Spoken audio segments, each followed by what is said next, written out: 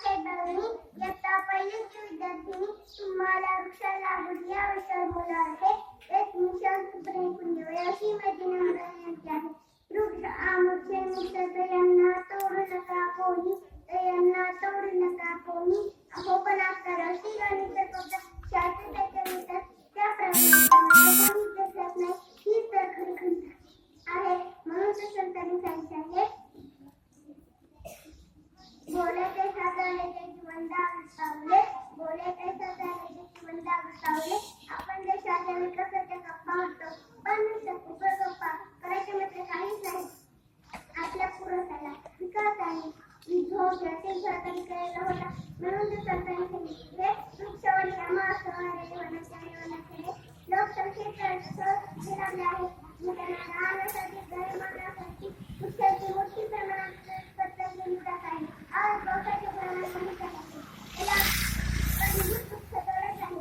आज मसाले जंगलामध्ये तिथं अतिक्रमण करायचे. मग मला सांगायचं आणि दरवर्षी वृक्षारोपणाची संख्या आज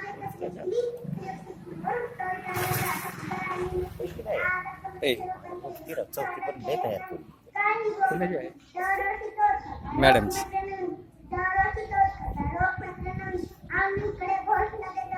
यार ऐका की जरा.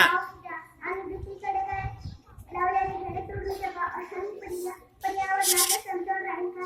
आता तुम्ही म्हणा उत्तर काय होणार आहे. पण मित्रांनो, एक वृक्ष एका वर्षात 15 लाखाचा ऑक्सिजन देतो. एक वृक्ष एका वर्षात 50 लाखाचे 35 वायू प्रदूषण टाळतो. एका झाडावर 100 पक्षी कडे बांधून राहू शकतात. एक झाड 18 लाखाच्या जमिनीची धूप थांबवू शकते.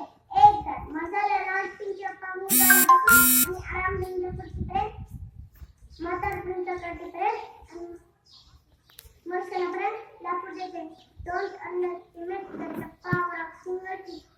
एक झाड काय काय करू शकतं याचा एखादा मुद्दा म्हणणे जेणेकरून कोणी याचा विचार करेल.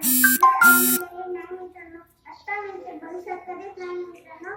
भविष्यात तुमची आणि आमची मुलं पाठीवाचं आपल्याला शिकायला लावून शिकताना कशी दिसतील याचा विचार करा. मग असं कोणतं स्वतः आहे जो ऑक्सिजन निर्माण करू शकतो.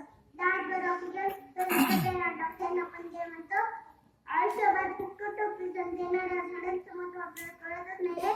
पण मित्रांनो, आजपासून आपण शपथ घेऊया की प्रत्येकाने किमान एक झाड लावायला पाहिजे. आणि नुसते उपयोग नाही तर त्याचं संवर्धन सुद्धा केला पाहिजे. खऱ्या अर्थाने आपल्या गनिमतेला या भारत मातेला सूचना वृक्षोत्पाला हरित बनवू शकते तर आपल्याला हे काम करावेच लागेल. शेवटी देता एवढेच म्हणे, एक झाड लाव मित्रा त्याला पाणी घालू.